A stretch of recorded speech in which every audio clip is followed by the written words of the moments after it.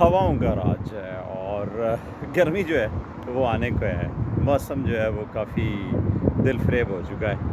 तो जो दिलफ़रेब मौसम था वो भी अपनी एंडिंग पे जा रहा है। तो दरिया की लहरें, ठंडी-ठंडी हवाएँ हैं, यख बस्ता हवाएँ जो हैं और गर्मी के अंदर तो आपको पता है कि जब हवा का राज हो और हल्की-हल्की गर्मी हो, तो कमाल नहीं हो जाता, मज़ा नहीं आ जाता। तो हवा जो है वो चल रही है। आपको दिखाता हूँ कि ये समंदर है, सॉरी दरिया है।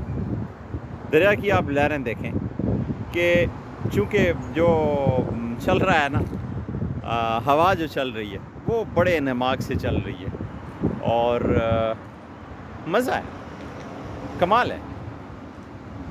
ये जैसे देखें इसके ऊपर ये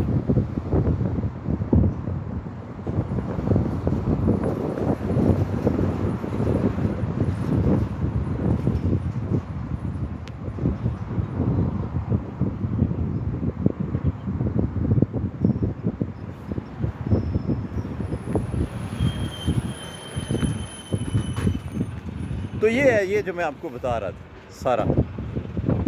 हाँ, हाँ, गुड है।